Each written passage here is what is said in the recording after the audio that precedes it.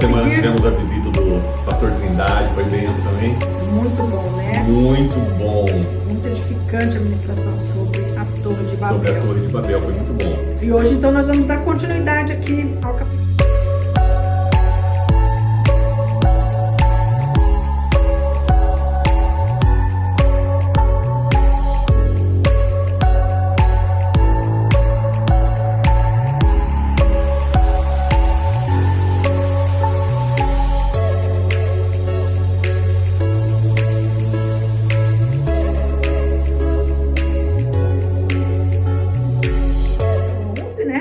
Foi até o verso 9 na semana passada, e nós vamos passar aqui rapidamente pela segunda parte aqui desse capítulo 11. Aqui agora nós vamos ver Moisés fazendo uma transição do mundo pós-diluviano para o mundo dos patriarcas. E nós vamos ver aqui agora, dos versos 10 ao 26, nós vamos ver Moisés retomando a questão das genealogias. Nós falamos no capítulo 10 sobre a genealogia que nós tivemos lá dos filhos de Noé. Sim. Cã e Jafé. Sim. E agora abriu um parênteses aqui para a Torre de Babel e ele volta à genealogia de Sem agora, isso né? Mesmo. Bem interessante isso. Ele fez então essa moldura para contar a história da Torre de Babel e agora ele volta para a genealogia de Sem. Isso aí. Então, se a gente observar, assim, ó, lá, é como se ele tivesse feito uma pausa, né? Lá Sim. No capítulo 5, ele estava falando da genealogia de Adão, passando por Sete, até chegar ali em Noé. E aí a gente vai ver ali essa descrição, até que ele chega e ele para essa descrição dessa genealogia e ele vai falar da corrupção do gênero humano, né? Ele fala da corrupção da humanidade, incluindo ali, mostrando para nós que os descendentes de Sete também se corromperam. Sim. Toda a humanidade havia se corrompido. E aí nós vimos o juízo de Deus vir sobre a humanidade com o episódio do dilúvio. Nós vimos então ali quando Noé sai da arca, nós vemos quando Deus faz a aliança e que Deus diz que ele estava fazendo aquela aliança e que nunca mais aquilo aconteceria, e Deus declara ali que aquilo nunca mais ia acontecer, mesmo que, ainda que a humanidade continuaria sendo má. Desde a sua mocidade, desde a sua infância, o ser humano continua sendo mal. E nós vamos ver isso acontecer no episódio a seguir que falamos na semana passada com o pastor Eduardo aqui, o episódio da Torre de Babel. É verdade. Né? Aquilo é uma comprovação daquilo que Deus havia dito ali no capítulo 8. Então nós tivemos ali toda a história da Torre de Babel, e aí agora como se Moisés para ali, conta sobre isso e volta para a genealogia. Exato. Então ele vai falar aqui agora da genealogia de Sem. E ele vai de Sem até Abrão.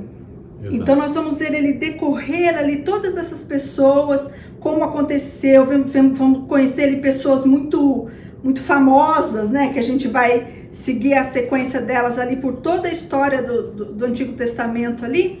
E o interessante é que depois do verso 26, ali no verso 27, nós vamos ver Moisés nos contando essa genealogia e nos mostrando pessoas que serão importantes, que vão participar da história de Abraão. Sim. E é muito interessante como Moisés vai relatando isso ali, porque nós vamos ver ali, ele fala de Ló, de Milca, que depois vai se casar com Naor e que eles serão os avós de Rebeca, a esposa de Isaac. Nós vamos ali, Moisés vai falar da esposa de Abraão, de Sarai. E olha como Moisés vai preparando para introduzir a história do patriarca Abraão. Porque ali ele já fala que a esposa que Sarai era estéril. Que estranho, né? Se você olhar e falar, por que ele pega e faz essa pausa?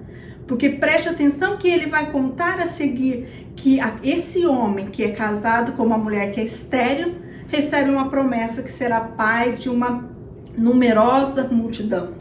Sabendo, né? Que é estéril. Olha, sabendo, então ele já deixa para entender o quanto existe a mão de Deus naquilo. Exatamente. Como foi Deus quem escolheu, né? E nós vamos observar aqui que Deus escolhe a Abraão logo na sequência da gente ter visto o ser humano querer ser notável, o ser humano querer aparecer, querer ser grande, querer ser independente de Deus. E agora nós vamos ver Deus escolher um homem que não era nada, que não tinha nenhum predicado, né? Pelo contrário, nós sabemos que Abrão era um pagão. Eu gosto, tem um texto lá em Josué que diz assim, Josué 24:2 diz assim: há muito tempo, além do rio Eufrates, viviam vossos antepassados, onde cultuavam e serviam outros deuses, inclusive Terá, pai de Abraão e pai de Naor. Então nós estamos falando de um homem que era um pagão, ele adorava outros deuses. Mas Deus vai levantar esse homem agora. E aqui agora a gente vai ver aqui no verso. Quer ler para nós? Vamos ler? O 31 ali? Então ele começa aqui, só para localizar aqui primeiro. Então nós começamos a Torre de Babel no capítulo 11, terminamos ali no verso 9. No verso 10 são estas as gerações de Sem. Geração de Sem. Aí ele entra lá, a partir do 26 você falou, né? Sim. 26 ele fala, viveu Terá 70 anos e gerou Abrão, Naor e Arã.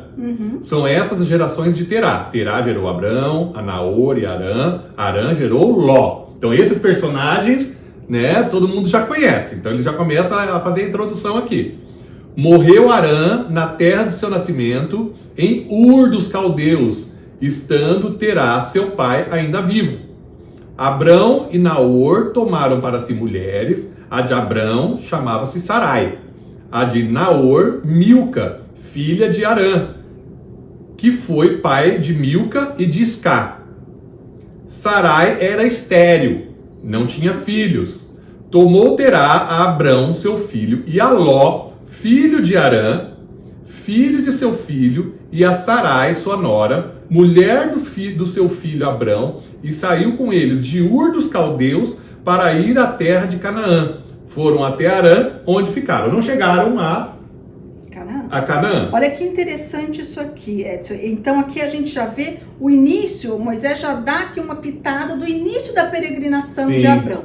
Então só para você situar, vamos fazer um PowerPoint com as mãos aqui. Aqui estaria Canaã, aqui é Arã, na antiga Mesopotâmia, e aqui Ur, aonde eles viviam.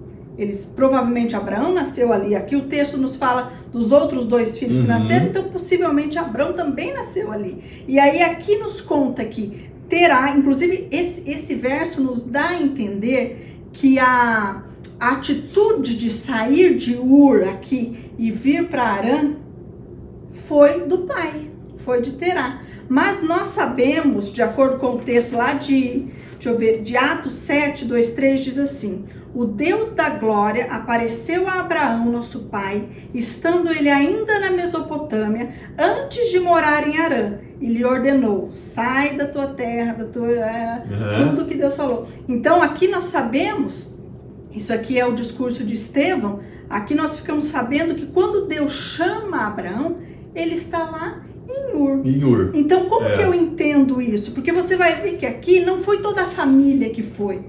Preste atenção nesse verso aí, no 31. Terá pega o seu filho Abraão, o sobrinho Ló, a esposa, e eles vão para Arã.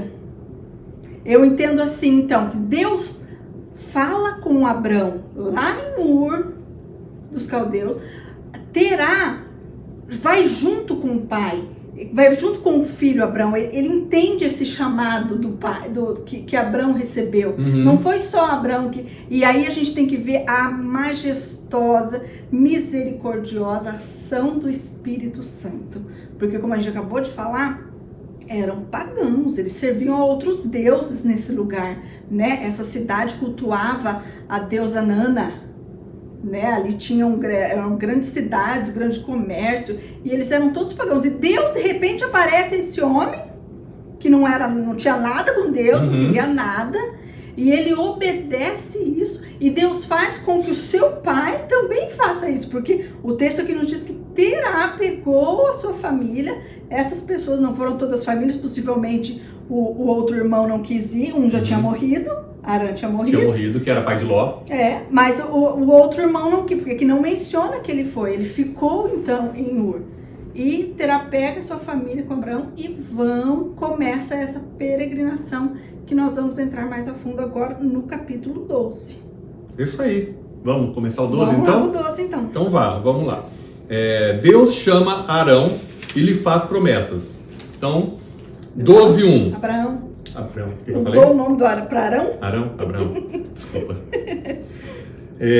Ora, disse o Senhor a Abrão: sai da tua terra, da tua parentela e da casa do teu pai, e vai para a terra que te mostrarei. De ti farei uma grande nação e te abençoarei, e te engrandecerei o nome. Sê tu uma bênção. Abençoarei os que te abençoarem, amaldiçoarei os que te amaldiçoarem. Em ti serão todas as famílias da terra. Bom, iniciando aqui, nós temos 3 palavras que tem tudo a ver com a nossa salvação e com as promessas de Deus. Eu acho que é bom vocês gravarem essas promessas, essas palavras, que vocês vão ver essas palavras em todo o decorrer do Antigo Testamento e após o Novo Testamento, que é terra, descendência e bênção. Essas 3 palavras são 3 promessas, que a gente chama de promessas tripartita. Então essas palavras são muito importantes. Então a partir daqui nós vamos ouvir falar muito disso, né? Existem outras passagens também que falam sobre essas promessas de Deus a Abrão, né? Que Deus começa a fazer uma promessa aqui, né? Vamos lá, vamos começar do verso 1. Sai da tua casa, da tua parentela e vai para a terra que te mostrarei. De ti farei uma grande nação. Então ele começa aqui... Imagina que a primeira: de ti farei uma grande nação. Imagina esse homem ouvindo 75 anos. De um Deus que ele não conhecia. Exatamente. E aí ele olha para a mulher dele, mas ele Que obedece. Olha se não tem uma ação imensa Exato. do Espírito Santo de gerar fé, de gerar crença no coração desse homem, obediência no coração desse homem. Né? Por que ele ia acreditar Sim. nesse Deus que ele não servia, que ele sabia que a mulher dele não podia ter filhos? Exatamente. É a ação do Espírito Santo. Né? A primeira coisa que Deus já fala para ele já é para...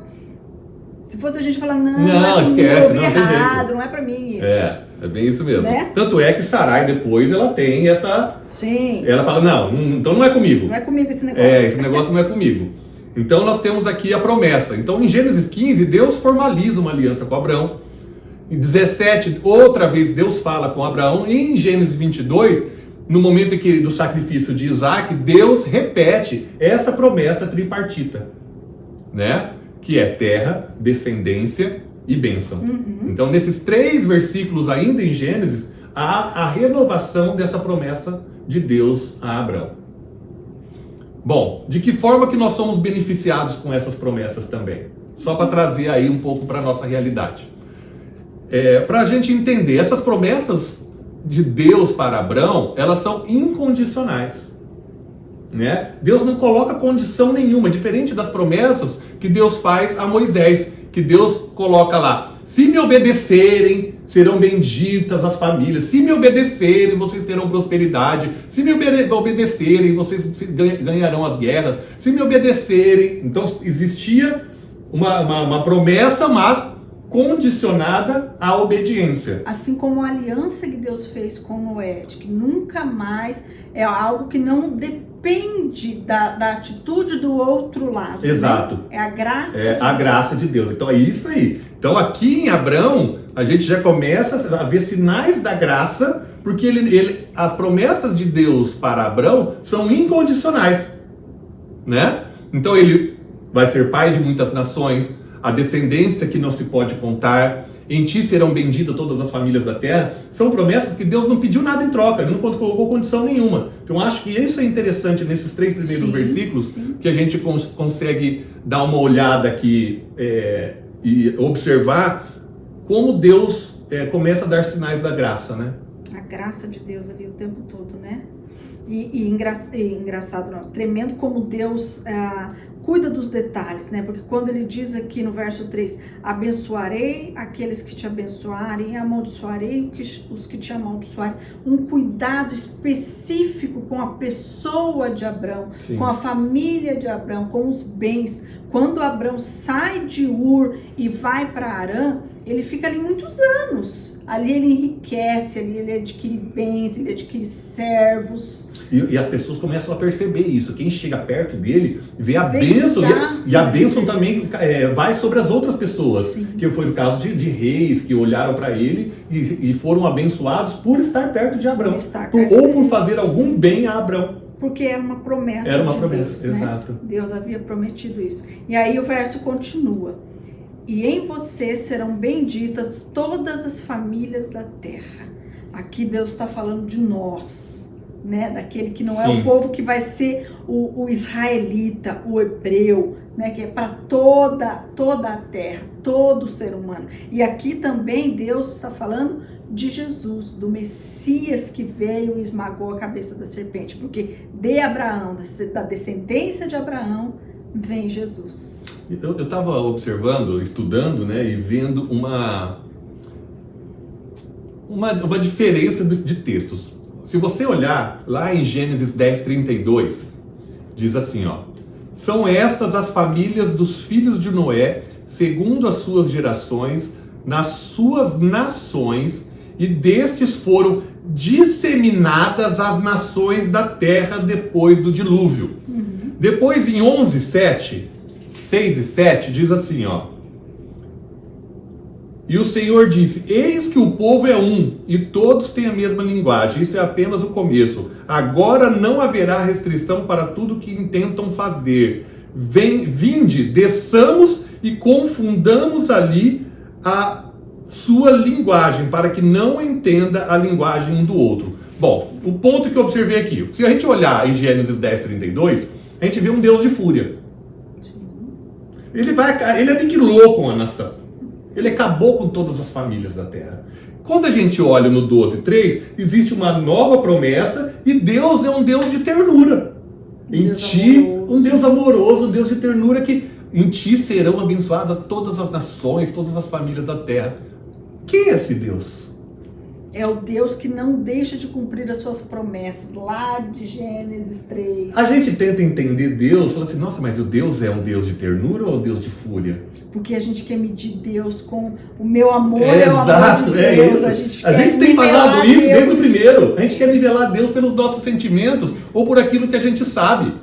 Em Tiago 1,17 diz que em Deus não há variações.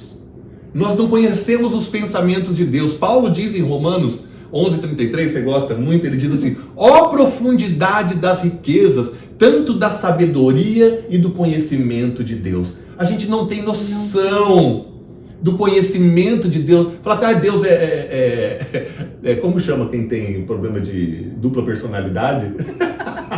Bipolar. Bipolar, né? Deus é bipolar? Não! Nós não conhecemos os insondáveis, as coisas secretas de Deus, os mistérios de Deus. E aqui a gente vê isso, né? Porque nós somos incapazes dessas coisas. Se a gente olhar, olha só, mas só para finalizar esse parênteses, tá? João 3,16. O que diz? Todo mundo conhece esse texto. João 3,16. Porque Deus amou o mundo de tal maneira que deu seu único filho para que todo aquele que nele crê não pereça, mas tenha vida eterna. Ok, daí ele vai lá para João 3:36, último versículo, 36, ele diz o seguinte: por isso quem crê no filho tem a vida eterna, o que todavia se mantém rebelde contra o filho não verá a vida, mas sobre ele permanece a ira de Deus. É o mesmo Deus. Exatamente. Que diz que todo aquele que nele crê terá a vida eterna. Mas o mesmo Deus que do começo de João, que amou e entregou o seu filho, é o que disse, se você não encaixar aqui, vai. Isso acho que é o básico. Isso é Deus. Isso é Deus, porque as pessoas hoje falam assim, quais são os pensamentos de Deus para mim? O meu pensamento de Deus é um Deus abençoador. Cara, não importa o seu pensamento de Deus, importa o que Deus pensa e o que Deus faz. E o que Deus você acha não importa. Não importa. Desculpa, né? Mas Deus a soberania de Deus sobre tudo isso é majestosa. Aqui em Abrão, ele fala essas promessas sobre Abrão, de um homem que era nada, e ele faz o pai de uma grande nação. o pai da fé, o amigo, né? A Bíblia vai dizer que Abraão é amigo. Eu achei maravilhoso, Deus. eu tinha que falar sobre isso, porque eu achei maravilhoso essa diferença desse Deus do 10:36 para o 11:3 aqui. Posso continuar lendo? Vai lá. Número 4, então. Partiu, pois, Abrão como o Senhor lhe havia ordenado, e Ló foi com ele. Abrão tinha 75 anos quando saiu de Harã. Abrão levou consigo a sua mulher Sarai, o seu sobrinho Ló, todos os bens que haviam adquirido e as pessoas que lhe foram acrescentadas em Harã. Partiram para a terra de Canaã e lá chegaram. Uma observaçãozinha aqui, né? Pensa quando esse homem diz ali, o pai morre e ele diz, olha, agora nós vamos partir para algum lugar, não sei onde é que nós vamos parar. Porque Deus me prometeu que ele vai me dar uma terra e que eu serei pai de muitas nações. Aí a pessoa olha para ele assim, puxa, que legal, você vai ser o pai de numerosas nações. E quantos filhos você já tem? Por enquanto, nenhum. Nenhum ainda. Imagina quantas vezes ele ouviu isso. É verdade. E ele se manteve firme. Quantos anos se passaram? Porque a gente tem uma falsa ideia de que Deus falava com Abraão cada esquina. É, isso aí. Né? Cada dia que ele caminhava, parava, Deus ia lá e falava com ele. E não foi bem assim, né? Durava muito tempo. Muitos anos. Sabe o que eu vejo Deus aqui? Voltasse a falar. Eu vejo nesse verso 4 como que um homem de fé obedece a Deus. Se nós olharmos Noé, foi da mesma forma. Da mesma forma. Né? E se nós olharmos em Êxodo 40:16, nós encontramos também um Moisés obediente. Então, se nós pegarmos os homens de fé realmente, eles são obedientes. É a manifestação da fé. Eu não vejo aquilo, eu não enxergo aquela promessa, mas eu creio. Eu creio. Eu creio, eu tenho fé naquela promessa e na palavra que o Senhor colocou no meu coração. Eu acho que às vezes eu penso assim, ó, que mais do que você crê na promessa, é em quem prometeu. Né? Mais do que aquilo que, olha, aquilo vai acontecer, não. É Deus que está falando. Sim. Né? Isso que nos move. Exatamente. Então vamos lá e chegar. Arã partiram para a terra de Canaã e lá chegaram. Abrão atravessou a terra até Siquém, até o carvalho de Moré. Nesse tempo os cananeus habitavam nessa terra. O Senhor apareceu a Abraão e lhe disse: darei essa terra à sua descendência. Ali Abraão edificou um altar ao Senhor que lhe tinha aparecido. Aqui ele nos dá uma indicação de um lugar no Carvalho de Moré. Possivelmente ali era uma terra muito idólatra, com muitos deuses. Possivelmente esse é um lugar de culto. Sim. Possível, né? Porque era um lugar conhecido, né? O carvalho é uma árvore tão forte, produz uma sombra tão grande que era muito importante no deserto escaldante, né? Mas possivelmente esse era um lugar de culto pagão ali. E ali quando Deus mostra para Abraão que aquela terra, que essa é a terra que ele ia dar, Abraão chega, monta sua tenda, imagino que ali, nessa altura, já deviam ter com ele umas 500, 600 pessoas andando com ele ali, né? E eles montam ali, e o que Abraão faz? Edifica um altar. Olha só, como nós falamos no verso 4, que o homem de fé, ele obedece, o homem de fé também adora. Também foi a mesma atitude de Noé quando saiu da arca. Foi construir um altar ao Senhor e adorar ao Senhor. Então, como nós vemos Abrão adorando, né? Ele construiu o altar, ele reconheceu que aquela terra que Deus estava lhe dando era santa, né? Era santificada, porque Deus santificou aquela terra para ele, porque ali seriam benditas todas as famílias da terra. Então, como o homem de Deus, quando ouve a voz do Senhor, ele adora ao Senhor e ele faz um altar ao Senhor na sua casa, no lugar onde ele está. Onde ele está. Da mesma forma que Noé, né, em Gênesis 4, Exatamente. Onde nós paramos. E ele continua indo, né? Ele continua indo e ele vai até Betel e mais uma vez ele faz um novo altar, né? Então, de novo, ele faz um templo de santidade, de adoração a Deus. Interessante que ele invoca o nome do Senhor. Continua aí. Vamos ver aqui então. E ali, ficando em Betel, a leste de Ai, a oeste. Ali edificou um altar ao Senhor e invocou o nome do Senhor. Depois Abraão partiu dali, indo sempre na direção do Negueb. Então, olha como ele é importante, né? Quando fala aqui que ele invocou o nome do Senhor, eu entendo aqui, assim como aconteceu lá atrás com os descendentes de Sete, quando se inicia o culto, né? Aqui nós estamos falando do culto público. Sim. Imagina que ele fazia um altar, o altar era para o sacrifício, né? A gente sabe que o altar é um lugar onde faz sacrifício, mas ali ele fazia orações, ali ele falava da sua fé para aquele povo que andava com ele, que era a sua família, Sim, né? exatamente. Eu quero encontrar um texto que está em Hebreus. Você consegue achar rapidinho aí? O quê? Hebreus, capítulo 11, do verso 8 a 10. Hebreus 11. Achei. Hebreus 11, olha que interessante.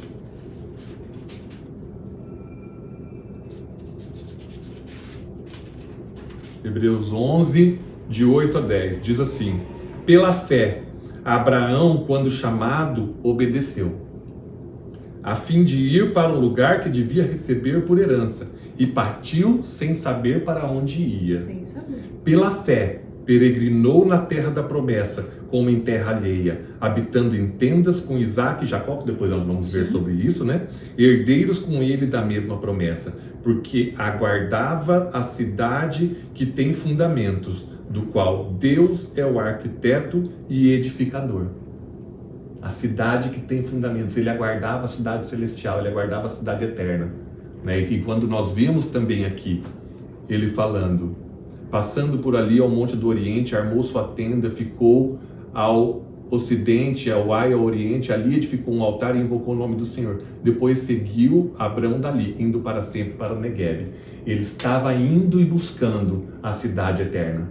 Então, pela fé, Abraão obedeceu. Pela fé, Abraão orou, adorou a Deus. E pela fé, ele foi construindo de cidade em cidade até chegar na cidade eterna. É isso mesmo. E aqui, Edson, uma coisa tem tocado assim e martelado a minha cabeça já há alguns dias sobre isso aqui. Abraão, um homem que andou pela fé, e nós vamos ver aqui toda a história dele, e é o pai da fé, como a gente aprende com Abraão, Sim. né? Que a gente fosse um dedinho do que Abraão foi, né? O homem que a Bíblia vai chamar de amigo de Deus, né? E olha que interessante, nós vamos ver no decorrer da história, até na semana que vem, quando nós entrarmos no restante dos versos, porque ele chega em Canaã, Deus mostra para ele aquela terra e diz que aquela é a terra Sim. que vai dar para ele. Uhum. De repente nós vamos ver, no verso 10, vai falar que havia fome, começou a ter fome, uma fome naquele lugar. E Abraão pega o seu povo e desce para o Egito. Se nós olharmos, essa é a atitude correta do líder daquelas pessoas. Esse lugar está em fome, eu preciso levar o meu povo para um outro lugar. No Egito tinha comida, eu vou levar. Mas Deus tinha mostrado para ele que aquela era a terra. Quantas vezes nós temos essa mesma atitude? Lembra quando nós falamos lá sobre Noé, que a gente viu, né, que nós, por causa da nossa natureza pecadora, nós não só podemos pecar, mas com certeza nós pecamos, nós erramos. Eu entendo isso aqui como no pai da fé, aqui ele deu uma, sabe, na pressa de você, preciso cuidar do meu povo. Exato, é isso. Como líder, né? Como líder, eu preciso cuidar. E ele sai do lugar onde Deus falou que é esse aqui que eu vou te dar. E ele leva o povo para o Egito, e aí a gente vai ver o desenrolar de como aquele texto que diz que um abismo puxa outro abismo, chega no Egito, ele vai ter que mentir, aí acontece uma série de coisas. Mas como é interessante nós cuidarmos desse ponto na nossa vida, né? Quando chega momentos que a gente toma decisões sem falar com Deus. Mas existem situações na nossa vida que Deus permite até para que teste a nossa fé. Né? Testar, então, acho que Deus, Deus não testa ninguém, né? Mas para forjar em nós a nossa fé, a nossa obediência a Ele, nosso caráter. Exato, acho que tudo isso leva a essa experiência que produz esperança, que realmente forja a nossa fé, que realmente forja a nossa obediência, né? Então, você tem total razão sobre Depois isso. a gente vê como Abraão, a fé dele, a obediência, ela só vai aumentando depois, isso, né? Exatamente. Mas aqui você vê puxa, por que ele saiu? Deus deu ali para ele, era para ele ter ficado ali. O que Deus teria feito se ele tivesse... era fome, tá, mas Deus te deu, fica ali, onde Deus te deu. Deus não mandou você dar o outro passo. Não mandou você ir lá. Ele fez aquilo que politicamente, honrosamente, como um líder, era esperado que ele fizesse. Vou cuidar do meu povo, vou cuidar da minha família. Quantas vezes a gente não faz isso, né? E a gente vai aprendendo com isso, né? Quantas situações que a gente passa na vida que nós também deveríamos esperar, aguardar o toque de Deus, mas a vontade nessas coisas de Deus. A nossa fé é forjada, nosso caráter é forjado. Meu né? Deus do céu, se a gente for contar aqui, contar a história pro carroceiro, o cavalo chora, né?